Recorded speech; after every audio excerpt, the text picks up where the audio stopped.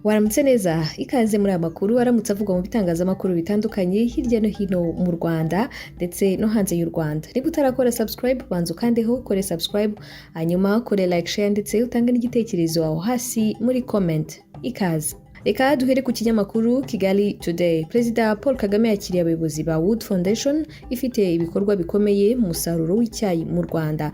Perezida Paul Kagame ku mugoroba wo kuri wa gatatu tariki ya 24 Kamena yakiriye Gareth Wood, umuyobozi mukuru w'umuryango The Wood Foundation, ndetse na David Knopp, umuyobozi mukuru wa The Wood Foundation Africa. Ibiganiro byabo byibanze ku bufatanye bw'igihe kirekire umuryango ufitanye n'u Rwanda, cyane cyane ishoramari wakoze mu rwego rw'ubuhinzi bw'icyayi. Wood Foundation ifasha mu buhinzi bw'icyayi muri Nyaruguru, cyane cyane abagemurira icyayi ku ruganda rw'icyayi rwa Kibeho ndetse na Rugababo na Shagasha zo mu burengerazuba na Murindi yo mu majyaruguru y'u Rwanda. Banaganiriye kandi ku bikorwa by'umuryango Kids Operating Room, umuryango mpuzamahanga wita ku buzima washinzwe na Gareth Wood afatanije na Nicola Wood, ugamije kwagura uburyo bwo kubona serivisi zizewe zo kubaga abana hagamijwe guteza imbere ubuvuzi bw'abana hirya no hino ku isi. Kids Operating Room ni umuryango mpuzamahanga utari uwa leta wibanda ku guteza imbere ubuvuzi bw'abana, by'umwihariko kubafasha kubona serivisi zo kubagwa zizewe kandi ziboneka henshi ku isi. Uyu muryango ugamije gukemura ibibazo bikomeye, cyane cyane ikibazo kiri mu bihugu bikiri mu nzira y'amajyambere, aho abana benshi babura aho babagirwa mu buryo butekanye, bigatuma benshi bibaviramo ibibazo birimo kugira ubumuga.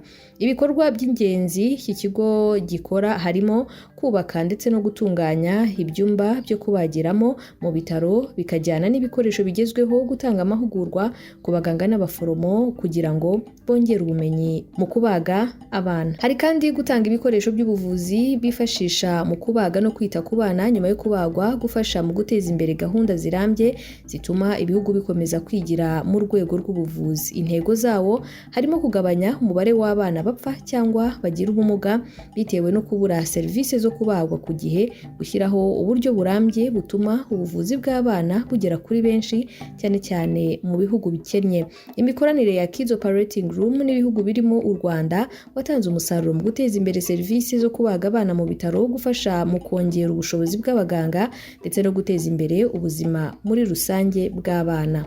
RCS yashimiwe uruhare rwayo mu gufasha abasoje ibihano ku byaha bya jenoside bitegura gutaha. N'inkuru n'ubundi iri ku kinyamakuru Kigali Today, avuga ko umunyamabanga nshingwabikorwa ushinzwe ubumwe bw'abanyarwanda muri Minubumwe Kayumba Wera Alice yashimiye urwego rw'u Rwanda rushinzwe igorora kubera uruhare rukomeye rugira mu gufasha abahamijwe n'ibyaha bya jenoside bashoje ibihano bitegura gutaha bagasubizwa mu buzima busanzwe.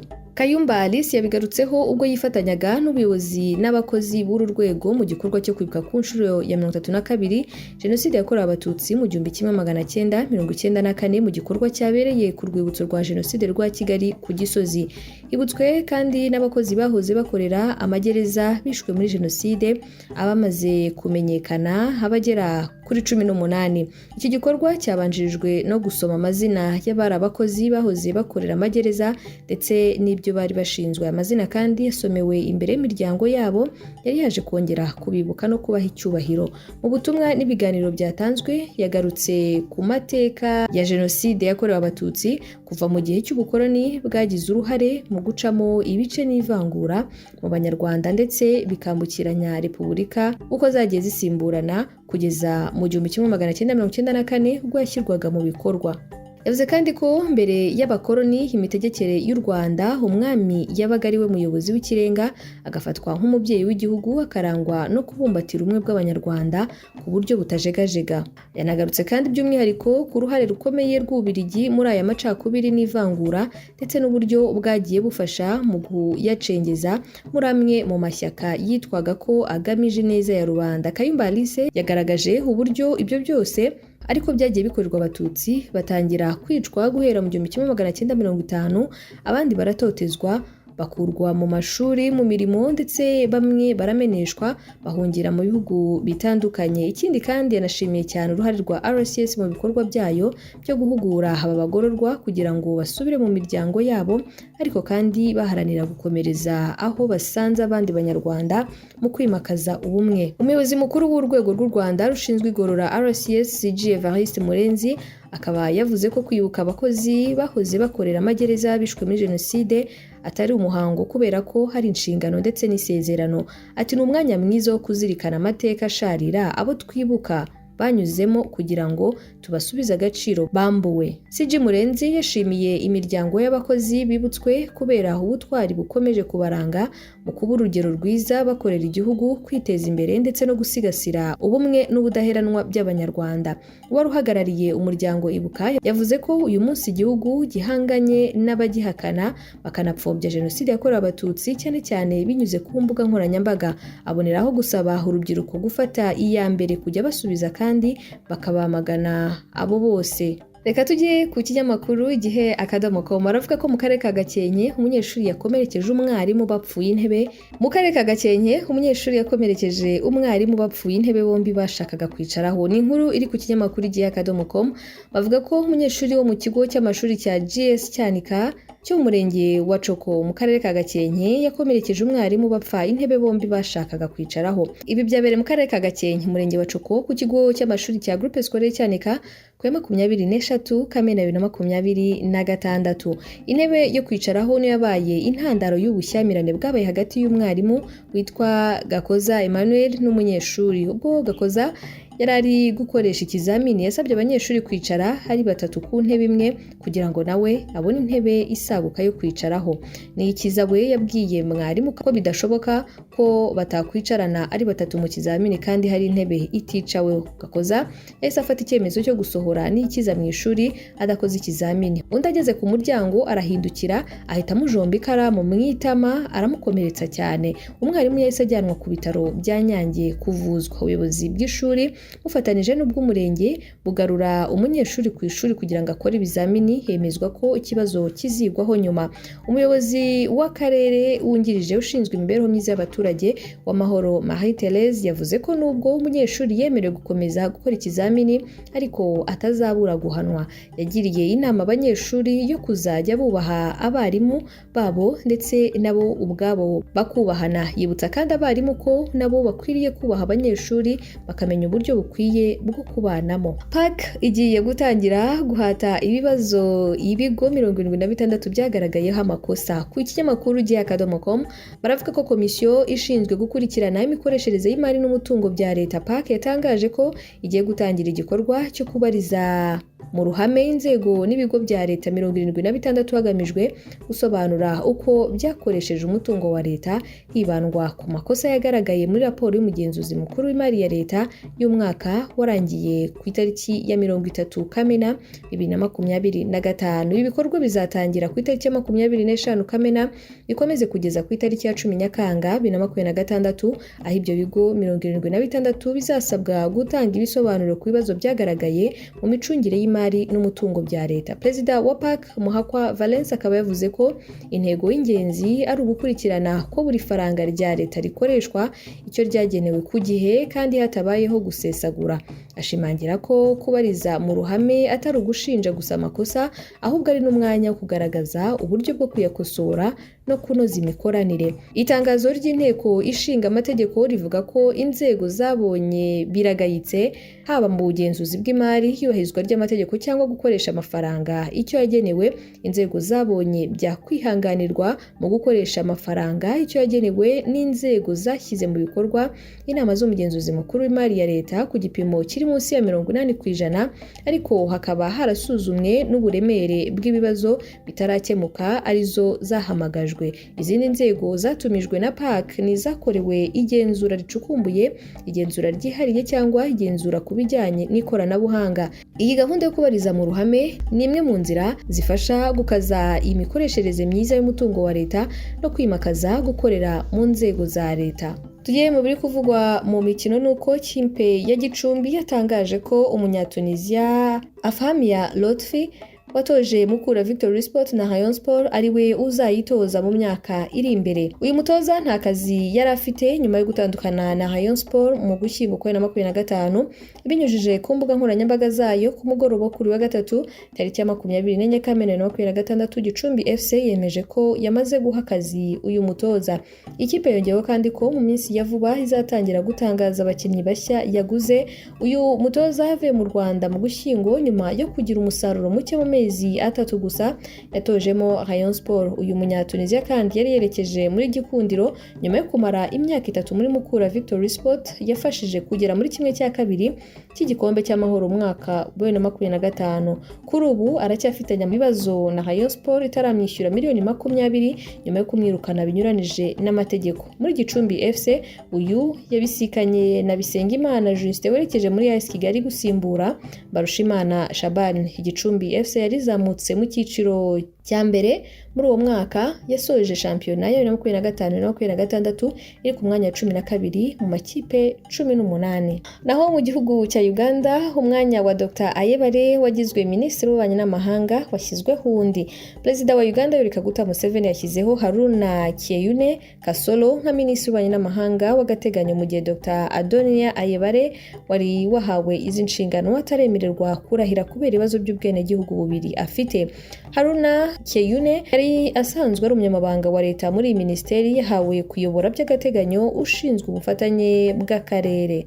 Mu ibaruwa yashyizwe hanze ku ya 22 Kamena Perezida Museveni yavuze ko yafashe iki cyemezo cyo guha Kasolo izi nshingano ashingiye ku bubasha ahabwa n'itegeko nshinga. Ku ya 26 Gicurasi 2026 nibwo Dr Adonia Ayebare wari usanzwe ari ambasaderi wa Uganda umuryango w'abibumbye kuva mu mwaka 2017 yagizwe minisitiri w'ububanyi n'amahanga wa Uganda asimbuye General Jeje Odongo. Icyakora ntabwo yigeze arahira kubera ko bivugwa ko we n'abandi bagenzi be batatu bagize ibibazo by'ubwenegihugu bubiri. Abo ni Dr Ayebare Calvin Echodu washyizweho nk'umunyamabanga muri minisiteri y'ububanyi n'amahanga ushinzwe ububanyi n'amahanga, Kutesa Musherure wagizwe umunyamabanga wa leta ushinzwe ibigo by'imari iciriritse ndetse na Dr Lawrence Muganga wari wagizwe umunyamabanga wa leta muri minisiteri y'umutekano imbere mu gihugu. Bose kandidatire zibahesha kurahirira inshingano bahawe zatewe utwatsi n'inteko ishinga amategeko ya Uganda.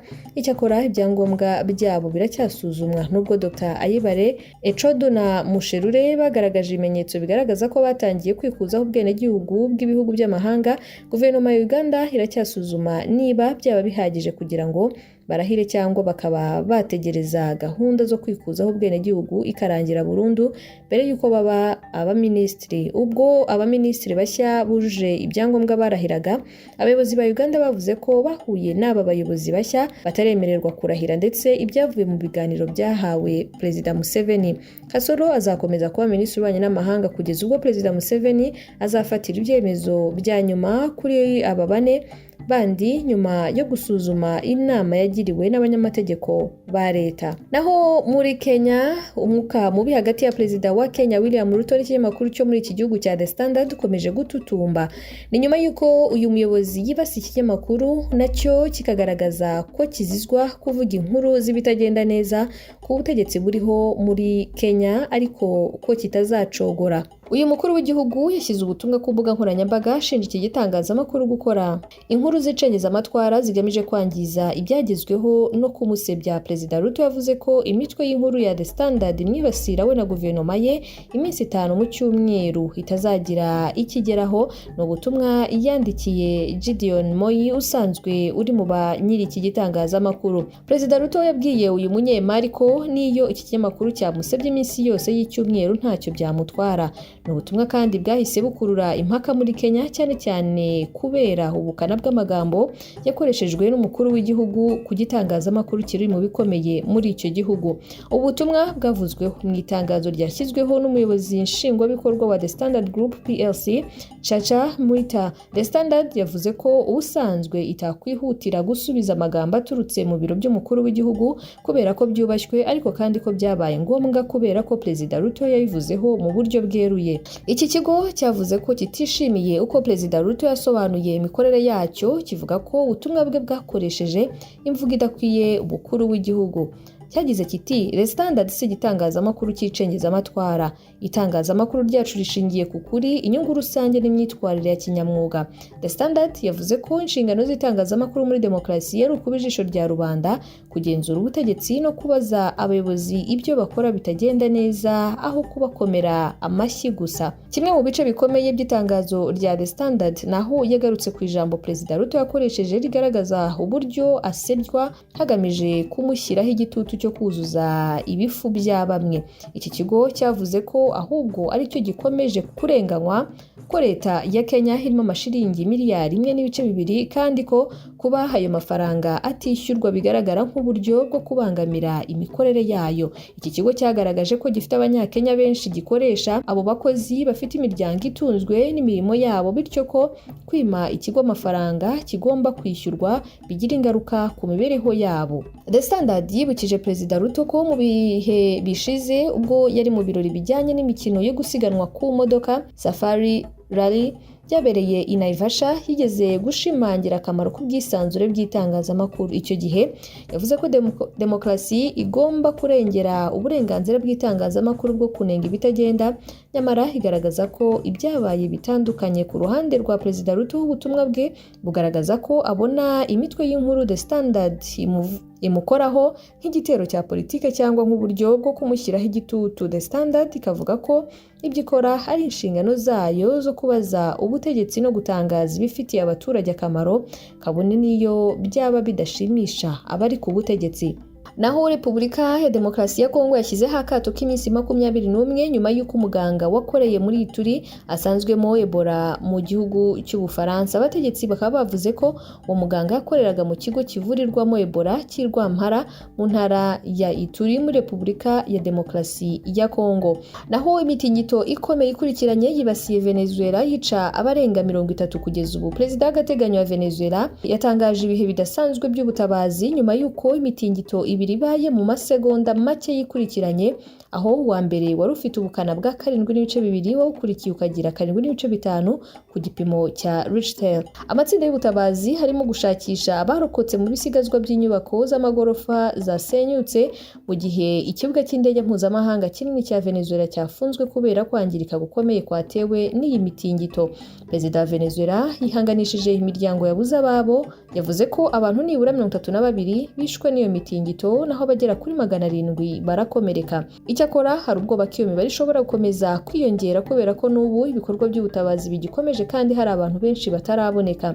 Mbere ikigo cy'Abanyamerika gishinzwe gupima imitingito cyari cyaburiye ko hashobora kuba hari abantu benshi bahasize ubuzima n'ibyangiritse bikaba ari byinshi cyane, kikavuga kandi ko ari ibyago bishobora kuba byakwiriye igihugu cyose. Iyi mitingito yabaye mu gihe Venezuela yari kwizihiza umunsi w'ikiruhuko ku rwego rw'igihugu, abantu benshi bari mu ngo zabo. Iyi mitingito yabaye saa 12:00 z'umugoroba ku isaha yo muri Venezuela. Iyi mitingito kandi yabereye mu gace kari mu burengerazuba bw'umurwa mukuru Caracas kandi yumvikanye mu gihugu hose ndetse n'i Bogota mu murwa mukuru wa Colombia. Ayo namwe mu makuru aramutse avugwa ndetse akomeje kuvugwa mu bitangazamakuru bitandukanye. Ndakwibutsa gukora subscribe niba utarayikora, kandi aho ngaho ukore subscribe, nurangiza ukore like, share ndetse utange n'igitekerezo cyawe aho hasi muri comment. Reka nsoreza aha dusubire mu masaha ari imbere.